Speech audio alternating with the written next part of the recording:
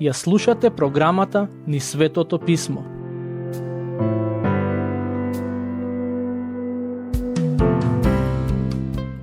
Драги слушатели, во денешната епизода ќе ја читаме и обработиме глава 7 од книгата 2 Самуилова, во која е запишан Божиот завет со Давид. Токму овој завет е основата која ни помага во голема мера да ги разбереме сите понатамошни старозаветни случувања и пророштва. Јас би рекол дека ниту еден човек не може добро да ја разбере пораката на пророците, доколку претходно не ја свати суштината на заветот кој Бог го склопи со Давид. Токму затоа моje мислење е дека оваа глава е една од најзначајните во Стариот Завет. Како што ќе видите, едно од ветувањата кои Бог ќе му ги даде на Давид е дека неговиот дом за секогаш ќе владее со Израел, а токму тоа ветување се исполни со доаѓањето на Господ Исус. Во Евангелие според Лука глава 1 стих 32, ангелот и вели на Марија дека на Исус ќе му биде даден престолот на неговиот татко Давид. Всушност, тоа што ангелот и го каже на Марија, влече корени од заветот кој е запишан во текстот кој денес ќе го обработуваме. Ќе почнеме со читање на првите 3 стихови. Откако царот заживеа во својот дом и Господ го беше успокоил од сите негови околни непријатели, царот му рече на пророкот Натан: "Ете, јас живеам во кедров дом, а Божиот ковчег стои под шатор." А Натан му одговори на царот: "Оди, прави се што ти е на срце, зашто Господ е со тебе." Значи, станува збор за време на мир во Израел. Давид го направи Јерусалим град престолнина на Израел. Го донесе ковчегот во Јерусалим, а Господ му даде период на владење во кој немаше никакви војни со непријателите. Кога неговиот ум не беше насочен кон војување и запазување на царството, Давид доби идеја која на прв поглед беше многу добра и доблесна. Тој сакаше да му изгради дом, односно храм на Бог. Можам да си замислам ситуација во која во Јерусалим врнело дожд. Давид излегол на терасата од својата палата и го видел шаторот изграден во чест на Бог и си рекол: "Не може јас да живеам во толку голема и скапа палата, а Божиот ковчег да биде покриен со шатор. Време е да направам нешто во однос на тоа." Баш ке го прашам пророкот Натан што мисли за оваа идеја. Кога разговараше со пророкот Натан, тој го доби следниот одговор: "Оди, прави се што ти е на срце, зашто Господ е со тебе." Замислете некој да дојде и да ви каже дека сака да вложи многу пари за цел која е добра и доблесна. Зарем ќе му кажете не на тој човек? Давид сакаше да направи голем и раскошен храм во кој ќе се чува Божиот ковчег, а Натан му рече дека може да го направи тоа бидејќи Господ е со него, односно дека Господ ја одобрува таа желба. Но забележете што се случи истата ноќ. Стихови 4 до 6. Но во истата ноќ дојде ова слово Господово до Натан: "Оди, кажи му на мојот слуга Давид, вака говори Господ: ти ли мене ќе ми изградиш дом за да живеам во него, кога јас не сум живеел во дом откако ги изведов синовите Израелови од Египет и до денес, но престојував во шаторот и во скинијата." Со други зборови, ова значи дека Натан сгреши во неговиот одговор. Иако беше Божји пророк, сепак тоа што првично му го кажа на Давид не беа Божји зборови. Затоа Бог му се објави и му кажа да оди кај Давид и да му каже дека не смее да гради храм. Патем, интересно е тоа што во овие стихови Бог му кажува на Натан дека кога народот излезе од Египет, тој условно кажано престојуваше во шаторот, односно скинијата. Кога народот излезе од Египет, самите тие престојуваа во шатори, а и Божјото присуство се објавуваше во тој посебен шатор. На некој начин Бог се поистовети со луѓето. Токму тоа се случи и кога Господ Исус дојде на оваа земја, се отелотвори и стана како еден од нас. Во Евангелие според Јован глава 1 стих 14 се вели дека Словото се отелотвори и дојде помеѓу нас. Старогрчкиот збор преведен како дојде буквално значи дека го постави својот шатор помеѓу нас. Бог од секогаш се поистоветувал со оние кои му веруваат и тоа е важно да се забележи во овие стихови. Стих 7. Каде и да одев со сите синови Израелови, му кажав ли барем еден збор на некое од племињата, на кое сум му наложувал да го пасе мојот народ Израел, зошто не ми изградивте кедров дом? Бог вели, јас никогаш не побарав од мојот народ да ми изгради кедров дом, односно голем и раскошен храм. И тоа е навистина така. Се до овој момент Бог на ниту еден од неговите слуги не му побарал да му изгради храм. Стихови 8 до 11. А сега, кажи му така на мојот слуга Давид, вака вели Господ Саваот, јас те зедов од овчото стадо, за да бидеш водач на мојот народ Израел, и секогаш бев со тебе, каде и да одеше, ги истребував пред твоите очи сите твои непријатели и ќе го возвеличам твоето име, како името на големите луѓе на земјата. Јас ќе одредам место за мојот народ, за Израел, ќе го утврдам и тој спокојно ќе живее на своето место и нема повеќе да се обеспокојува и нечестните луѓе нема повеќе да го понижуваат, како порано од денот кога јас определив судии над својот Израел, и јас ќе те успокојам од сите твои непријатели, и Господ те известува дека тој ќе ти подигне дом. Желбата на Давид беше да подигне храм во името на Господ, а сега Господ преку Натан му вели, не го побарав тоа од тебе, нема ти мене да ми подигнеш храм, туку јас ќе го подигнам твојот дом. Мислам дека Бог на некој начин ја уважи желбата на Давид да се изгради храм, но не му дозволи тој да биде оној кој ќе го гради храмот. Една од причините за тоа е фактот што Давид многу војуваше и имаше одземено многу животи. Тоа му го кажува Давид на својот син Соломон во прва книга Летописи, глава 22, стихови 7 и 8. Ќе продолжиме со читање на глава 7 од книгата Втора Самуилова. Стих 12. А кога ќе завршат твоите дни и ти ќе починеш кај татковците своји, јас ќе го воздигнам по тебе твоето семе што ќе произлезе од твоите бедра и ќе го зацврстам царството негово. Во овој стих Бог му ветува на Давид дека ќе го зацврсти царството на неговото семе, односно на неговото потомство. Но после Соломон, синот на Давид, царството на Израел се подели и за момент може би се чинеше дека Бог не го исполни своето ветување. Но ова Божјо ветување не се однесува на Соломон или неговите деца, туку на Господ Исус Христос, кој по тело е потомок на Давид и е вечен владетел. Стих 13. Тој ќе изгради дом на името мое и јас ќе го утврдам престолот на царството негово за секогаш. Според овие зборови Давид требаше да свати дека Божите ветувања не се однесуваат само на неговиот син кој ќе владее после него, туку тука станува збор за нешто многу поголемо и повозвишено. Забележете што се вели во стих 14. Јас ќе му бидам татко и тој ќе ми биде син, и ако сгреши, ќе го казнам со стап човечки и со удари на синови човечки. Мора да признаете дека ова е малку необична изјава. Ако Божите ветувања дадени на Давид се однесуваат на Господ Исус, тогаш зошто Бог вели ако сгреши и ќе го казнам со стап човечки? Зарем во Новиот Завет не се вели дека Господ Исус беше безгрешен? Како тогаш Бог вели дека ако сгреши ќе го казни? Мислам дека преводот не е најсоодветен. Поентата на Бог не е тука да каже дека Исус ќе има свој сопствен грев, туку ова е пророштво дека еден ден Господ Исус ќе го зеде гревот на луѓето врз себе. Токму тоа се случи на крстот на Голгота. Тој на себе го зеде гревот на сите луѓе и таму небесниот татко, условно кажано, го казни со стап човечки и со удари на синовите човечки.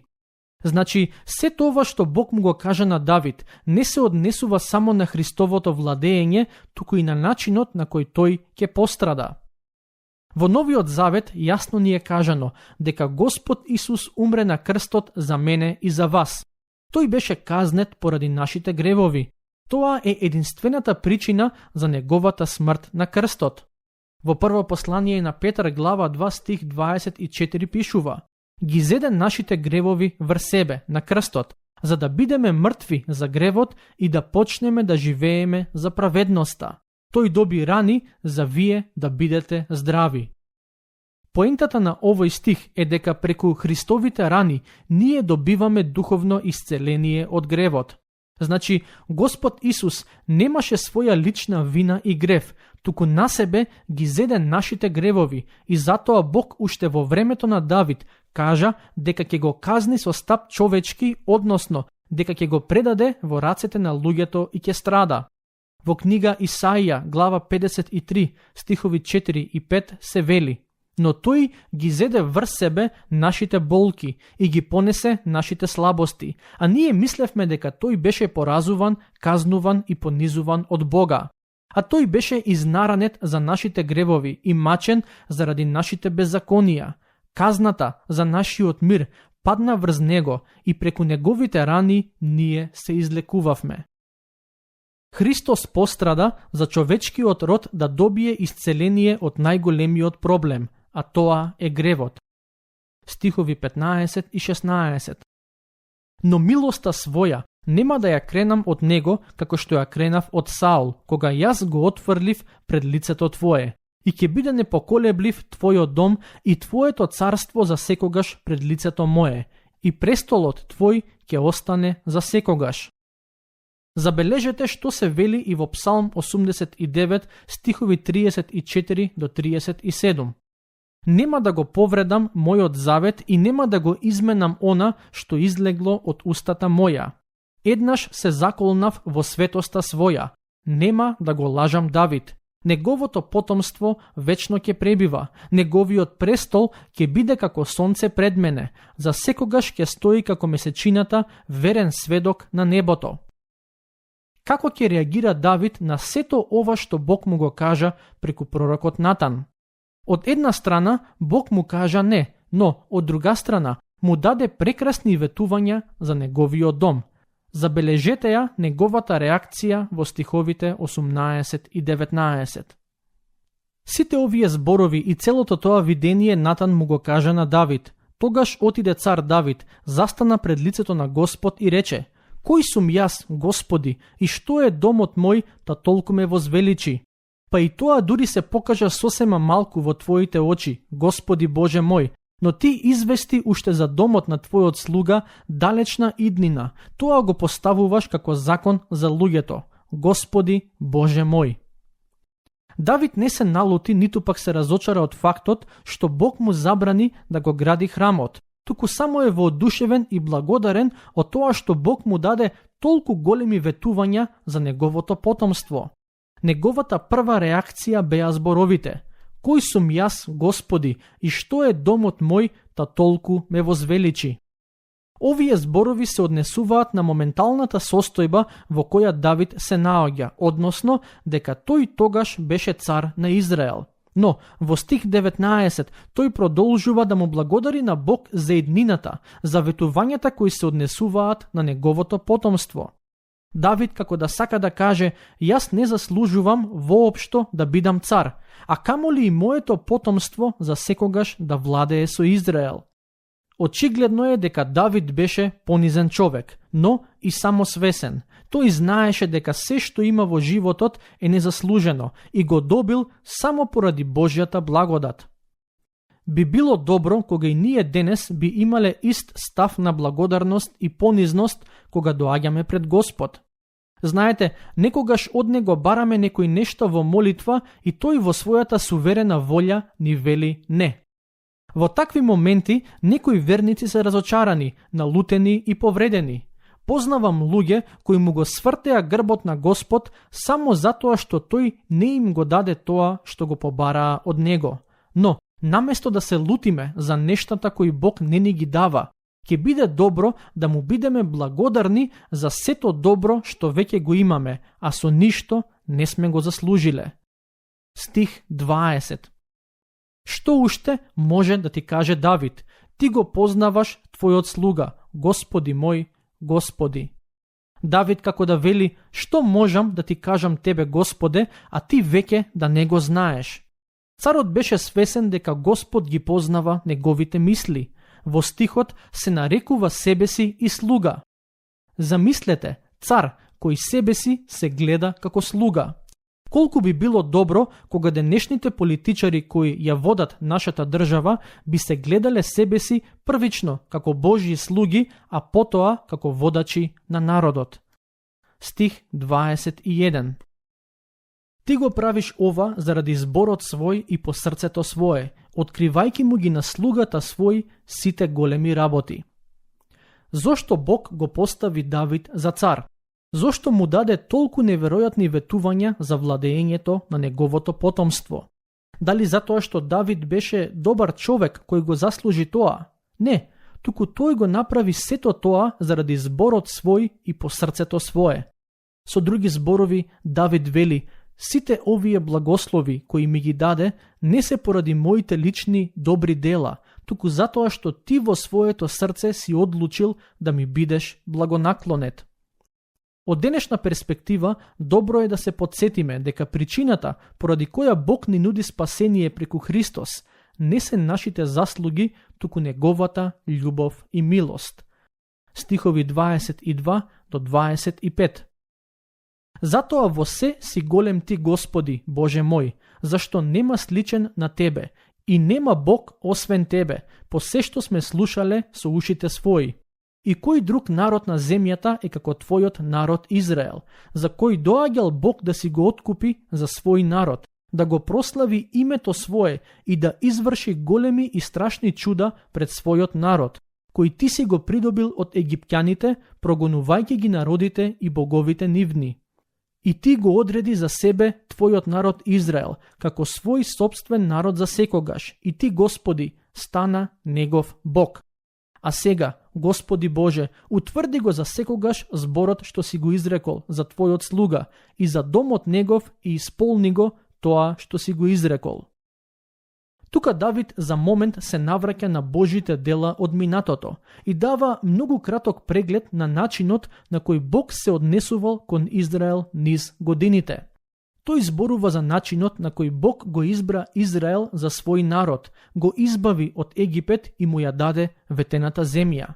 Како што Давид беше поставен за цар поради Божјата благонаклоност, а не поради неговите заслуги, така и Израел во Стариот Завет беше избран за Божји народ поради Божјата благонаклоност, а не затоа што израелците го заслужија тоа.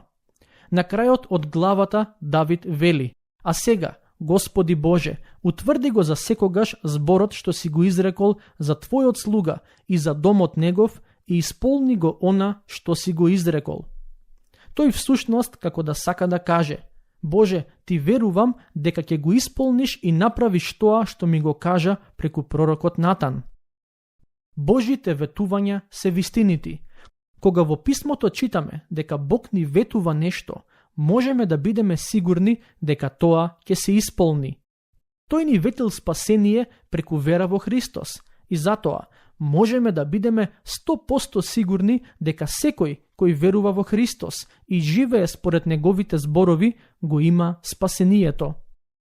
Тој ни ветил и победа над гревот и можеме да знаеме со сигурност дека секој кој се надева на него и црпи сила од него ќе има победа над секој грев и слабост во својот живот.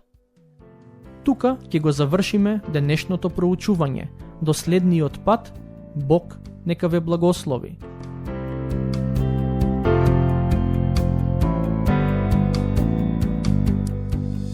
Слушнавте епизода од програмата Низ Светото Писмо. Можете да не слушате и преку мобилна апликација на нашиот YouTube канал и на подкаст платформите како што се Apple и Spotify. Ако ви се допаѓаат нашите епизоди, споделете ги и препорачајте ги на вашите пријатели. Бидете слободни да ни оставите свој коментар или да ни пишете на нашата имейл адреса nizsvetotopисmo@gmail.com. Следете ги нашите страни Низ Светото Писмо на Facebook и Instagram. Епизодите од оваа серија можете да ги најдете и на нашата веб страна ttb.org. www.twr.org.